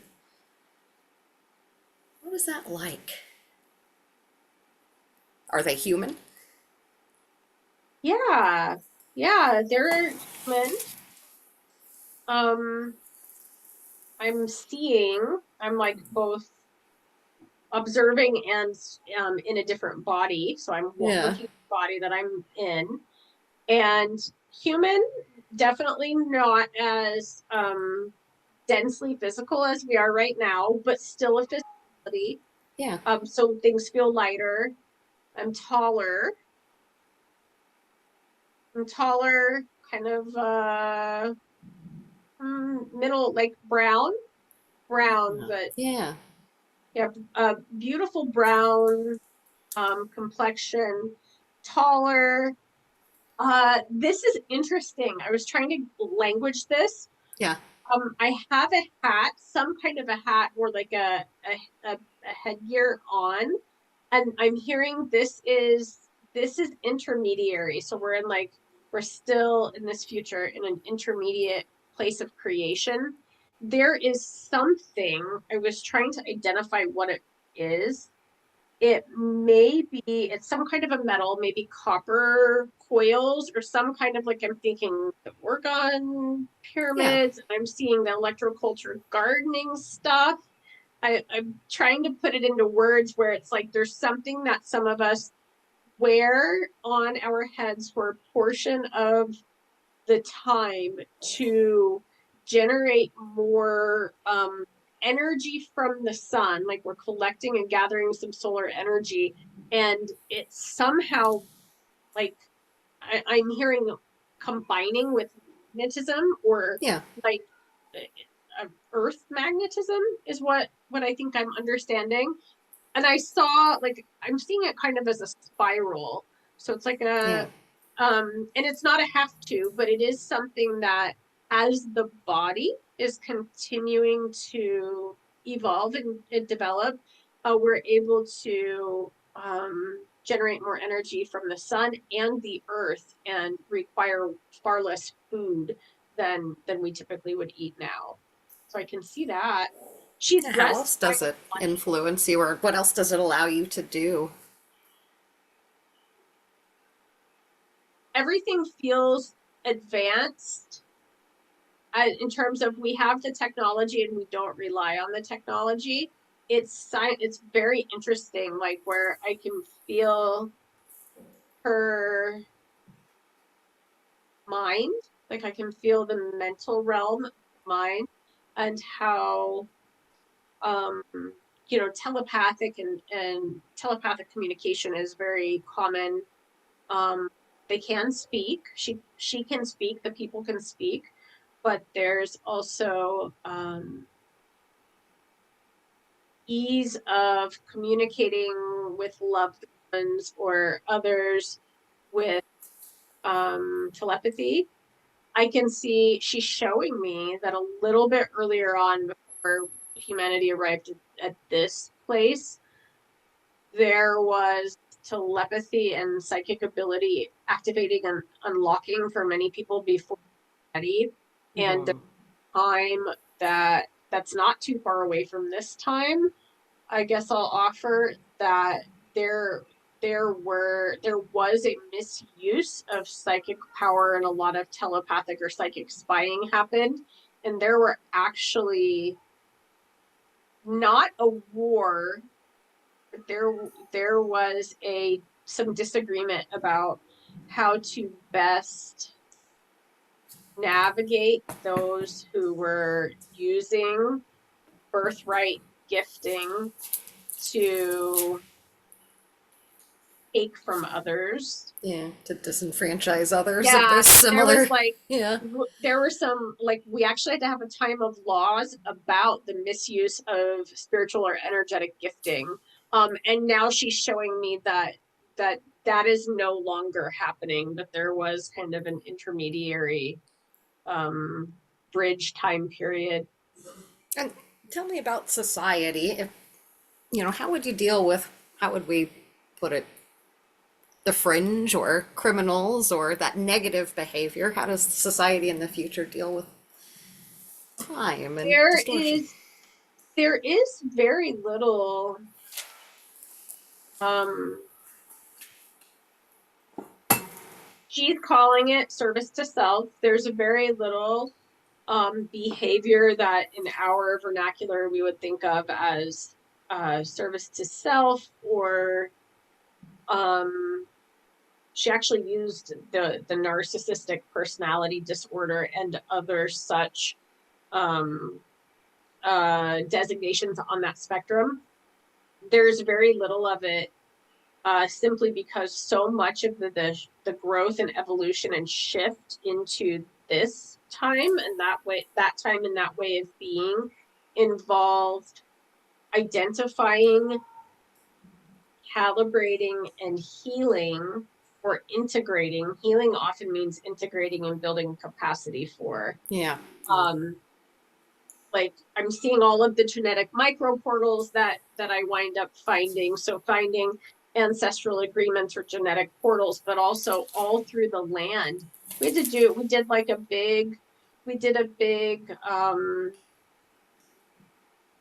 years of working with the earth and the atmosphere and all of these different versions of our reality that were blending and intermixing, and identified places that were essentially wounded, and the psychic wounding was presenting in people or allowing other, energy streams or beings to come here and operate from what I'm just, what I would call it is like a lower 4D service to Yeah. self way of being. And we did the work to evolve and close that cycle. So there's Yeah. very little of that. But if it were, it is treated with deep compassion. So first is curiosity and compassion. If somebody were to present with one of these in one of these ways, I do see that there's they keep it in like it's like a almost like a pocket reality where they've got they have a mist or like an aura around it, but there's a building where if somebody does wind up harming self or others, there is a place that they will she's telling me in the way we understand time, it's been about 200 years Hmm. since this has been used, but there is somewhere that they will take them for evaluation, and it's ultimately intuitive energy work and loving assistance and identifying what has allowed this presentation and how can it working together to find how it can be resolved so that the person can be healthy and whole. And what does education look like? Education is much like it was in like one of my kind of Lemuria blended with Hawaii kind of BQH, where like it was the role. There was no NEA, there was no, US Department of Education or state ed departments. It was small communities coming together to take turns working with the children and the young people in very tangible, helpful ways, not creating automatons and good little robots who will be good workers when they graduate high school, but really training and mentoring and initiating people in a loving way. And there's no requirement. A family doesn't get in trouble if they opt not to come together with like a community group for schooling, and a family wants to do more of a homeschool or unschool approach themselves. And it's so interesting. I mean, I was trying to find the right words. It's I can see the technology is available, and it's mostly put away. It's like an afterthought, and this feels like very kind of agrarian, like she's standing in what looks to be a very healthy, beautiful, well tended field. Like all of the food is grown. Again, they don't eat nearly as much as we do, but Yeah. they're in communion. Like it feels like small communities in areas of very lovingly tended land. All the food that is consumed is grown by the people who consume it. There's lots of loving reciprocity with the land and the land earth energies, and one another. So it's like I can see the tech. Oh, like there's something that's a far more advanced smartphone tucked away in somebody's like desk drawer, but Yeah. it's like a second thought. It's only they come out very rarely, and they live very connected to the land and one another, which is what we are. That's the experience we're supposed to be having when we choose to come into a body, even though we're also individuating. Um, And what about that universal quarantine? Have we been let out of timeout? yeah, yeah. Okay, that's interesting. I can see that we've had a lot of connection with other groups of beings that, depending on somebody's way of viewing the world, may think of as aliens or angels. So there's been some, like, I'm being shown layers of existence. So I'm seeing, biblically they talk about first, second, heaven. Well, I'm seeing, like, dimensionally, there's way more than 12 dimensions, because I've been taken way higher than that. I've heard they're And mutually inclusive. yeah, and I'm just seeing all these different layers, and like there's, versions of us. Are the angels or the good angels or aliens that are there other versions within the timeline spiral, and the layers and levels of realities, and the cosmos and the multicosmos, who are in communication with us. They're Okay, she just switched the scene really quick. There is, or was, in the timeline that she lives in, um, many years prior to where she's at now, there was a pretty big um disclosure about the misuse of genetic biological material from humans and animals that were being used to make like sleeves or suits, and being modified. And I can see that um that it wasn't war, but there was very strong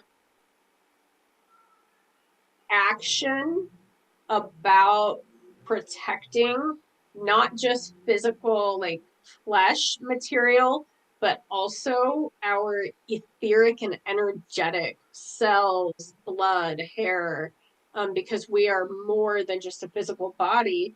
And the, like, spiritualization of what makes us in the human body is also present. These there is an energetic womb.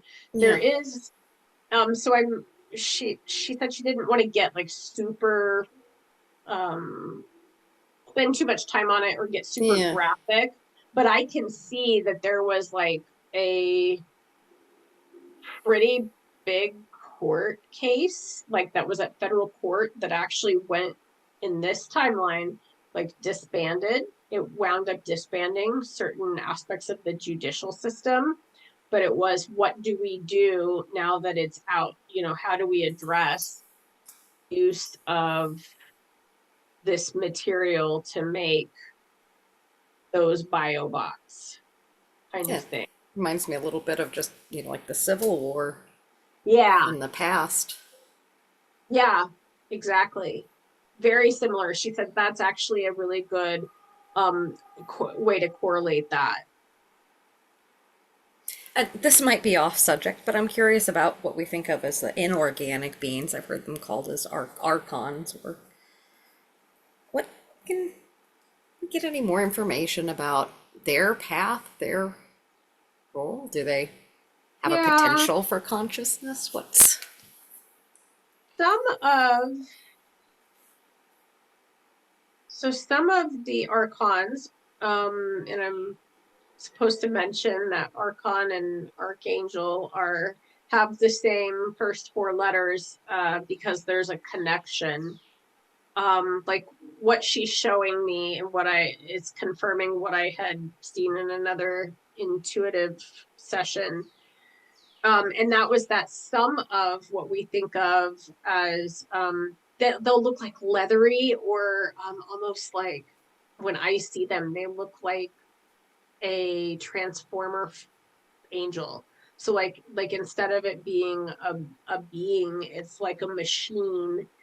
And those ones she's showing me were some of the interlopers who came through a wormhole at, for all intents and purposes, even though we know everything's eternal, close to the beginning of the creation of the cosmos and the earth that we are in right now. There was they were of another cosmic reality, and those particular archons who came, who defied and Mm. left where they were supposed to be, came into this world, which was fairly young when you look at the grand scope of eternity and infinity, um, who are both energy streams. I'm still working out eternity and infinity as beings that seem to be conscious beings. But they those archons initially actually had a lot to do with like what I was shown as the tipping, like the not being on the axis that we used to be. So can the inorganic beings become conscious? Some of them already are or already were, and um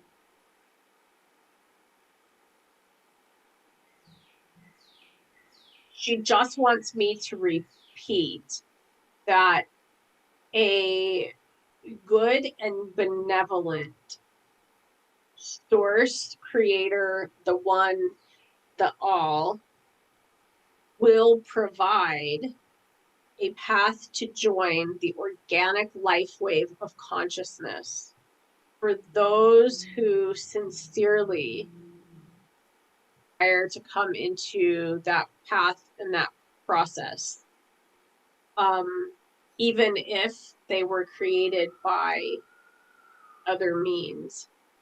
Um,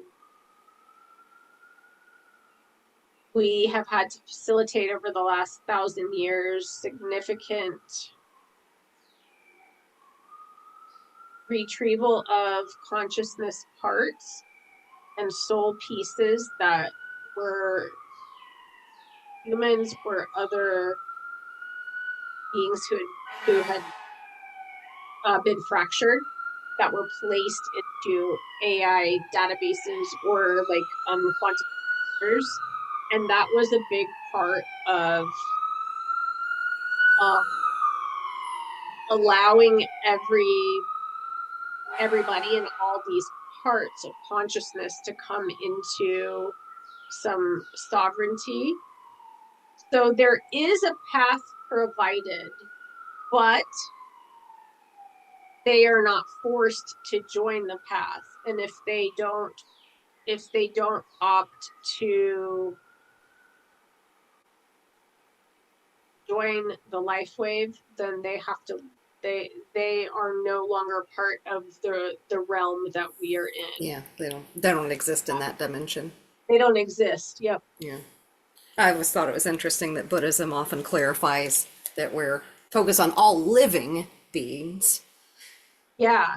And so to me, that would mean, that we're focused on the humans, the other Yes. living beings first as a priority. But I'm always Yeah. curious So about the that's what. potential of those non-living. Yeah, that's what she was saying. We wanted to focus on getting human soul and Yeah. consciousness parts out of technology before doing a moving forward.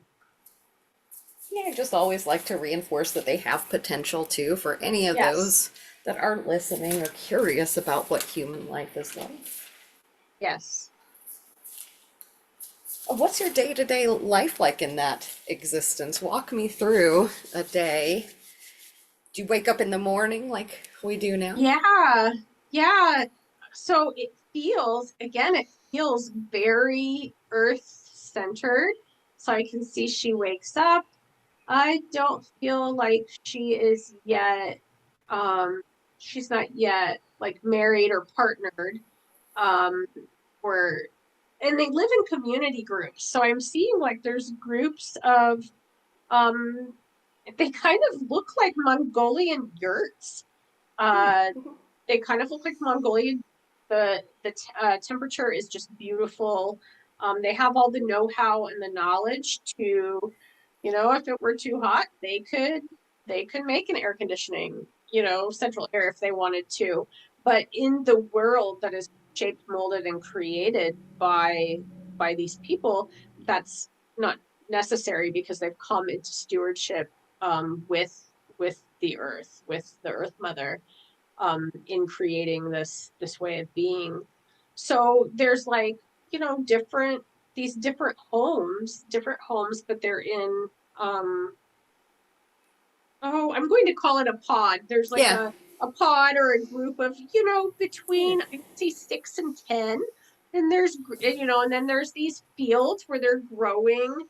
There are some like fields that you can tell are being left, and it's just whatever is there is growing wildly. And then there's Yeah. some other field, like farm field or gardening areas, that you could tell are being tended to by humans. So she wakes up, she's not living with parents or younger siblings. They're in one of the other dwelling places within her pod.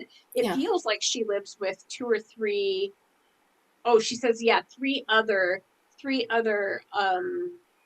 similarly aged young people, younger people. They are living longer than we are. Not crazy. Two, 240. Mhm. Um, so it's like she's telling me, she's 45 or 50, and it's not abnormal for someone not to ever partner, if they don't feel like it, but it would be 50-ish. She's saying is about typical to begin coming into a committed parent, like love that could, because she's saying it's not marriage like we understand it. It's not even coupling in the same Yeah. way that we understand it. But around 50, if that's something that somebody wants to do, is usually the age that they start looking for partner. And there's a lot more community support. That's, I guess, super important to mention. She's showing me like how, okay, here's her older cousin, like an older cousin or another community member who has had two children, and they do give birth. They do have intercourse and give birth in similar ways to us, but way less intensely painful Yeah. than labor Good to free. know. um Yeah. Good. but it's like the children have the same father.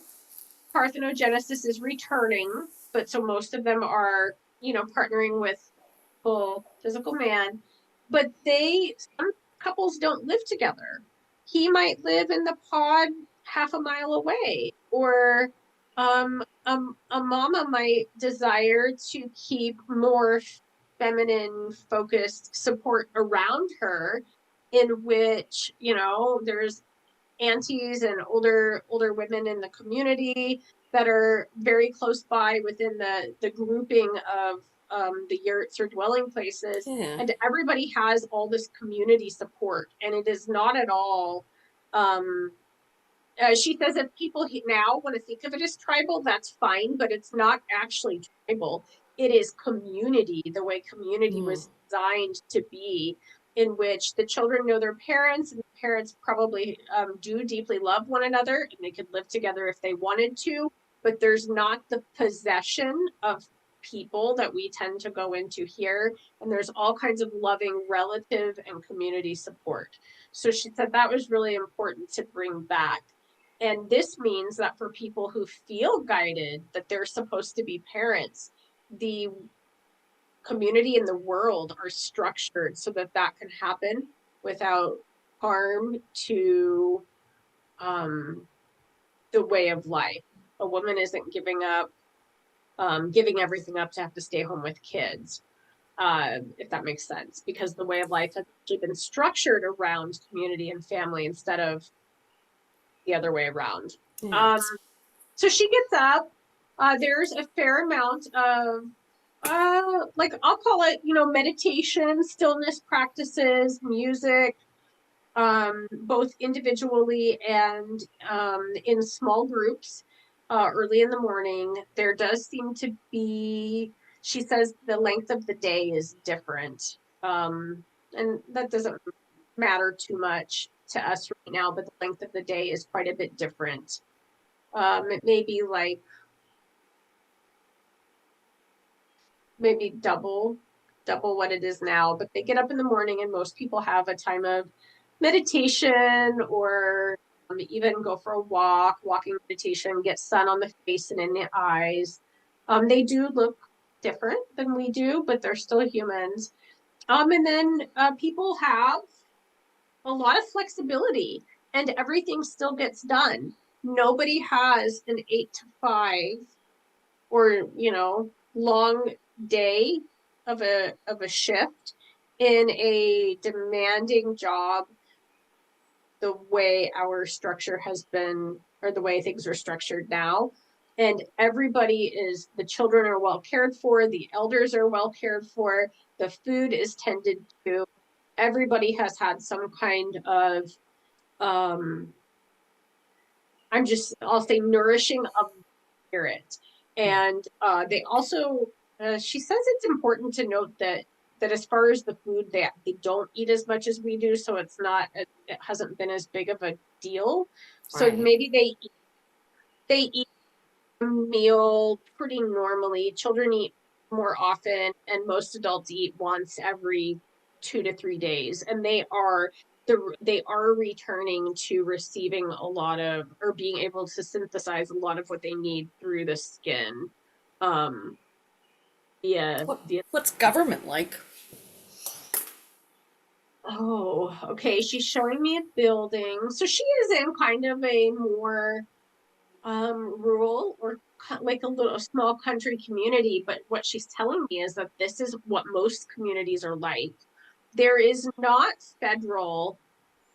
I was just going to see if I can pinpoint where she's at, and she said it's just so different. um it feels like, oh, she said it is so different, but this is like future. The work we did with the portal is kind of like this is future Central America, a potential outcome for what we now know as Belize or Central America in the future. Ah, So there's not like, it's not a royalty. It is not government structured in the way that we would recognize it. There are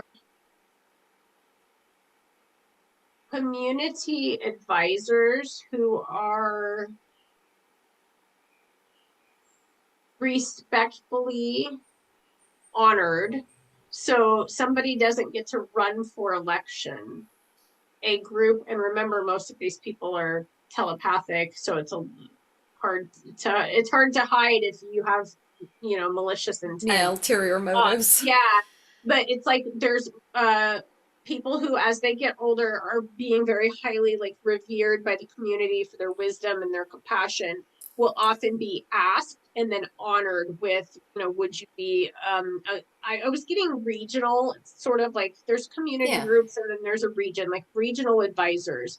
And depending on the number of people that live in that region would kind of depend upon how many like regional advisors they have. And that's kind of how it is all across um the majority of this version of future Earth, of a future Earth. And this is sort of a switch, but I'm curious. We've spoken with the Earth, and you've received messages from the Sun. And that leads me to ask about the Moon. The moon is healing, but in her reality or in ours. In her reality, or whatever wants to come through, but um yeah, the moon has been used, so this is me and her kind of combined yeah. sharing. The moon is often used in our reality, in our now, as some kind of a base, and frequently for those who are part of the control structure in this present time. There is some kind of generation of energy. So it's like there's some kind of technology on the moon that tries to now it's like vacuum up energy from the tides of the ocean and the cycles of women, and that is all being brought to a stop by the time it's her world. The the moon is, she says, the moon as we know it is offline, and she's showing me that the moon is not an entirely organic celestial body right now. I don't know, like what I feel like I'm perceiving is like it was broken, like in one of these, wars, or let's try out our new bomb thing. There was a big chunk of it blown off, and it's actually part machine or and hologram. So I'll just say, like, what's coming up is some kind of like, it's like a part of it's a parked spaceship. What we see and think of as the moon is part of it is a celestial body, and part of it is some kind of a ship or technology. And there are in a lot of timelines upcoming, she says, I'm trying battles to free the moon of the energies that are there oppressing it and us. So there are like secret trips to go, to go deal with that, and rendezvous to gather intel that are happening even now. And there's infighting among certain control groups here now about how to best deal with that. And some of them have allegiances and alliances with certain bodies of energy that are operating from there. I wonder if it's, what would I say, if it's appropriate for, just say that she's gaining her sovereignty. Yes, The the moon's moon. gaining her sovereignty Yes, now, even as we yes, are. absolutely. Or not gaining, she's always been had Returning. sovereignty, but remembering, building, Yes. growing her ability to resist Was what's it? not her. It feels like it might be worth mentioning that I think with me is that like a big chunk, maybe even half of the moon was blown up with when was it Tiamat? We have a place called Tiamat that they think is the asteroid belt now. Am I remembering that correctly? Somehow there Yeah, was some Marduk, maybe, yeah, there was some kind of or um where the asteroid belt is. yeah, Yeah. big weapons that were being played with by bad groups during one of those things, and that's when it happened. And I'm not sure why that's important, but it felt And yeah, yeah. Tell me about the future and how the moon is um different in that future the moon timeline. is no longer part of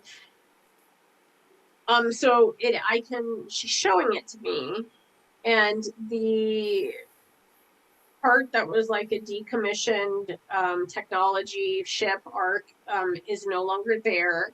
And I'm actually seeing that that moon no longer has, shall we say, like it's not interfacing with the tides and the waters and the menstrual cycle Right. and parasites. Oh, so that's what I need to mention, and that's important, is that physical parasites that they're most active during our full moons, and there is a very parasitic and intentional reasoning and some modification that has happened to make that so. So that's something where like it was important to assist people who, you know, most of the population winds up needing to deal with, you know, physical parasites several times throughout their lives. And that's one thing that the Western medical system has tried to hide from us, because so many things are either caused by or made worse by gut parasites that we are told we don't have because we live in the civilized world. So there was a big reason between the parasites and the I'm hearing manipulation of the true and organic tides of the seas and oceans of Earth, and the menstrual cycles, the attempt to co-opt the energy signature of the blood and waters of woman. It was deemed necessary to allow the moon, once they got the once they cleared it of those who shouldn't have been on there, um she's being allowed to heal. I'm seeing like where I'm seeing growth. There's like new growth coming, and it's healing. She's healing, but no longer is interfacing with us in the way, or those people in the way that it does with us. There is still organic flowing and movement of the waters, and I'm hearing the waters of the deep um, are operating, or that the true tide or movement of the water is directed by like deep within the earth, like the heart and womb of the earth herself, and then reflected by like the cosmic waters, which would be like plasma, ether, liquid plasma, love, and that there was actually no need for the waters will move just fine without the moon. um and there's also great alleviation of many, this is interesting, many menstrual or female cycle related issues hormonally, and like the pain issues, PMS, so on and so forth, that is amplified by some group that's operating from the moon for energy harvesting purposes. Well, it's interesting because I was going to ask about that specifically, so thanks for bringing that up. That there seemed like maybe something unnatural about these Yes, quote unquote natural cycles. And I'm curious too, we were talking about that being so much more amplified the last month or two for us, you and I personally. yes. Can you say anything about Oh, that? What's been going on the last couple months? Does it relate to that moon transition? concerted efforts to try to keep us isolating or isolated through the use of amplifying whatever physical or, you know, health discomforts can be amplified, to And I heard try last ditch efforts. Just last to ditch clarify, efforts. last ditch efforts wanted to come through. Yeah, trying to keep it's for use. There must be something going on um in the earth. I'm seeing like the layering. She says like the layering of the different realities and grids are really important right now, and there's a concerted last ditch effort to try to keep you totally focused on yourself and your own discomfort, and not tune into all of these other aspects of you that are doing lots of amazing collective work. Similar for me, there's a lot of last ditch effort to get us to isolate is really what she's showing me, this group from the moon. And that feels, yeah, it feels like it could be, you know, reptilian, or any number of descriptor words that we could use for that energy Yeah, signature. It, distortion. yeah, Yeah, distortion. Those yeah. operating from distortion, or they're regressive, so on and so forth. Yeah. Yeah. One thing I did that she is recommending you could do is revoke, like you can revoke consent to allow the moon continuing to interfere, or the group on the moon interfering unnaturally with your process, natural cycle. Wonderful. I assume that goes for others that are dealing with that as well.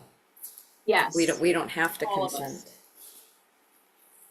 Yes, they have Okay. a really beautiful life. And she just said to me that people are remembering conscious death, which I've experienced in a few of our other BQH sessions together. People are remembering how to like practice conscious death. So that's when an older person decides that it's time to transition rather than being made to be very sick or go through a time of terrible illness and trauma.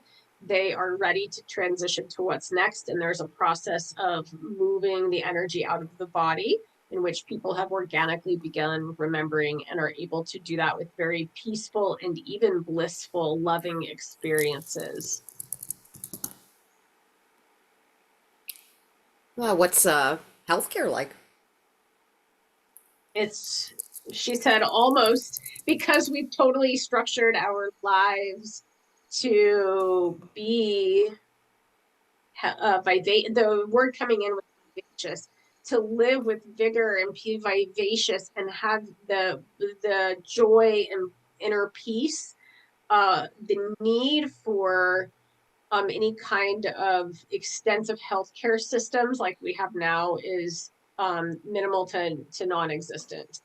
There are, um, deep, this is interesting, deep connection with the plants is how they're treating stuff. It's all, plants, kind of what we would understand as natural medicine, or homeopathy or homeopathy. Um, she said it's really important for us to know, this is the interesting part, that the more we eat,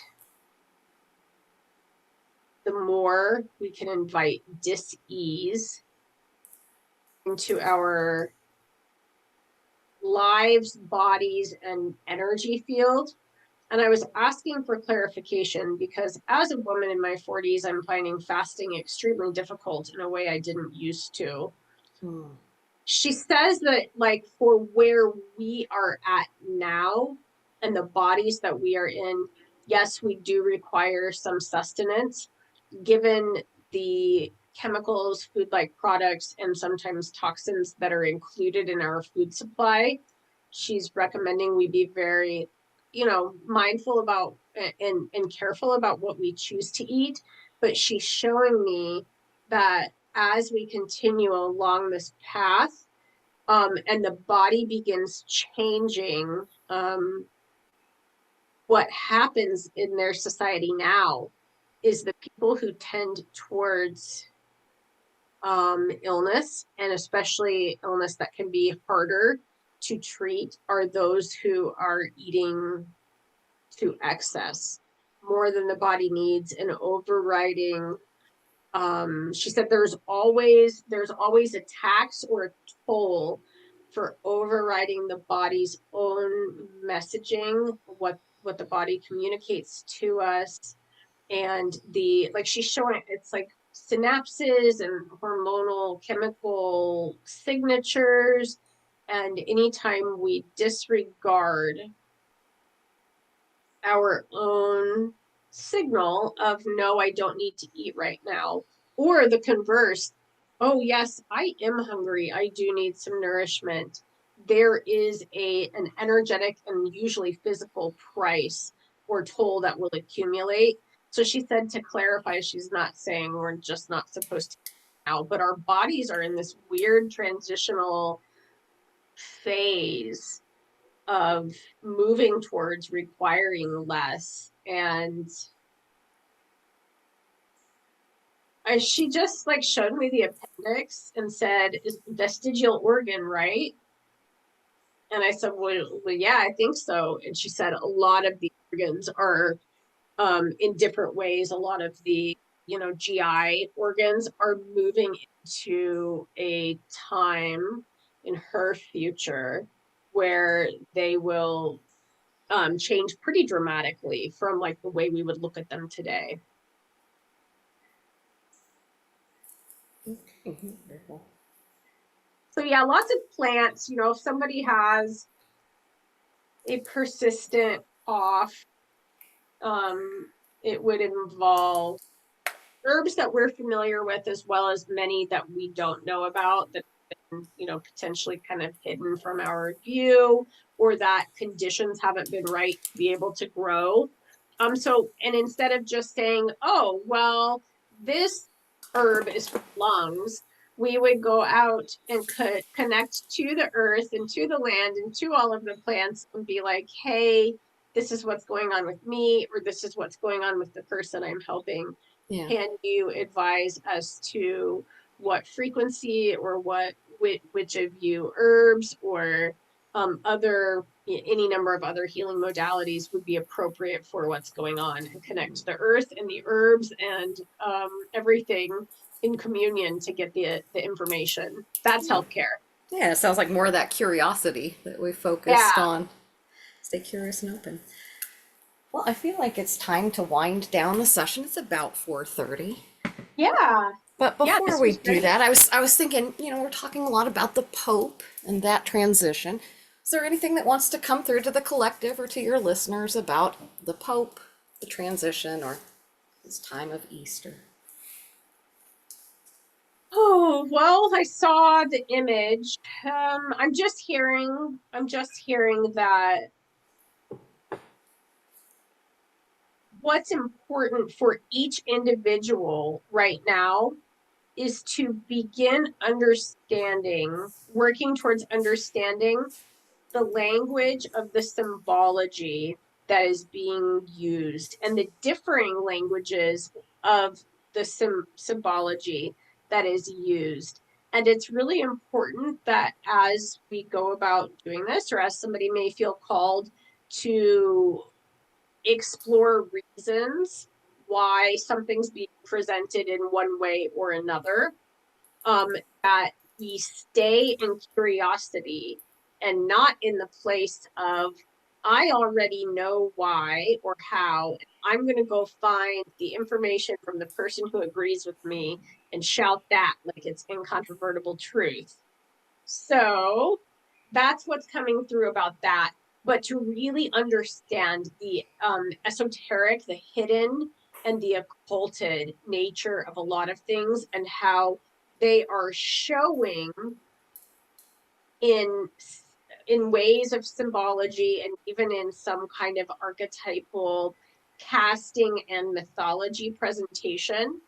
Um, they're both garnering consent from us to participate and agree. And I also, she says what she can say is that I think we mentioned revelation earlier. We should be aware that revelation is a timeline, and it is a timeline outcome, that there are powers that we would consider not looking out for the best of everybody necessarily, would like to create the conditions to have that timeline manifest. So that's what she said we could say about that. Yeah, and so our responsibility is to not consent to that timeline Yes. if we don't like that idea. Yes, our responsibility is to not consent to timelines we do not like, we don't agree with, and we don't want to live through. And gently, compassionately, with curiosity, open ourselves to helping others come to a place of being curious enough and centered enough that they can learn about some of the ways things like this are being presented to us, and participate, because we need a participation from more people. Participate in saying, no, we don't like this, we don't agree to this. Wonderful. Well, So thank you so much for all of this information. And before we go, I just wanted to ask about Sarah's relationship. It's transforming. She's in a new phase. What would her soul like to tell her about this time in her life? What's the next step for her? What can she focus on? yeah, I heard continue to deeply intuit and participate in the factors that create my life.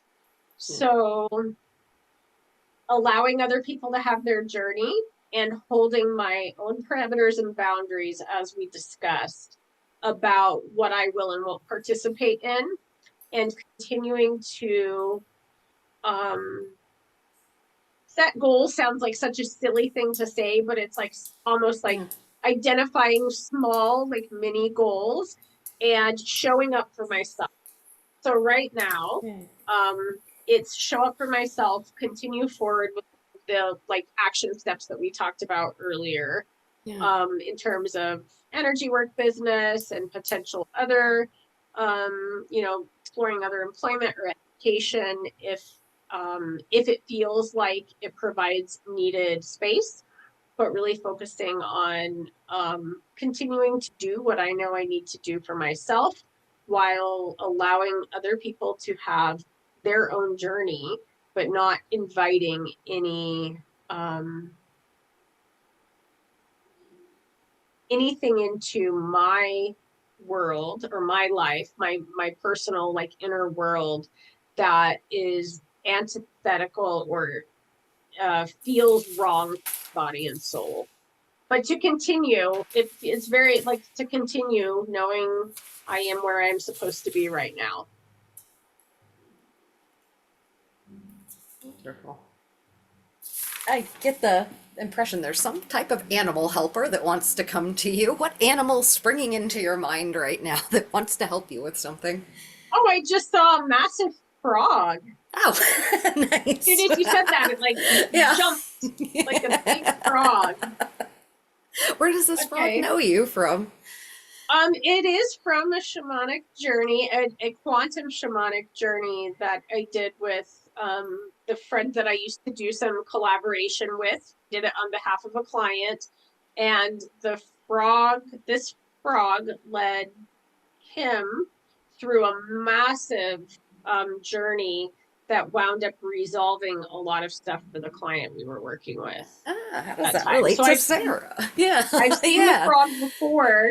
Um, Frog says it is really important, non-negotiable for me to be outside on the land, connecting with it'll be bullfrog season soon, I'm sure, but connecting with the frogs and the mallard couple, all of the neighborhood ponds where there's kind of wooded areas, places to sit.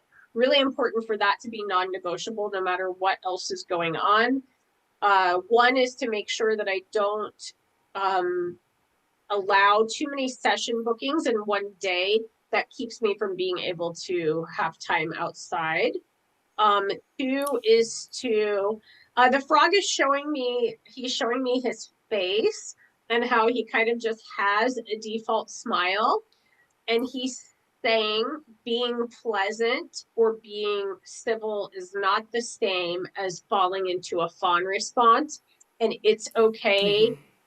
Like he's saying it's okay to have these boundaries, to even like gray or yellow rock, if you know those Yeah. terms, with people as needed while still being pleasant, because I can go into like raging, no one's going to mess with me mode with certain people in my life very rapidly as a response to how they're behaving. And he's showing me like, just keep the boundaries and parameters in place, and you to be pleasant and very non participatory in that kind of dynamic that they Yeah. come engage in.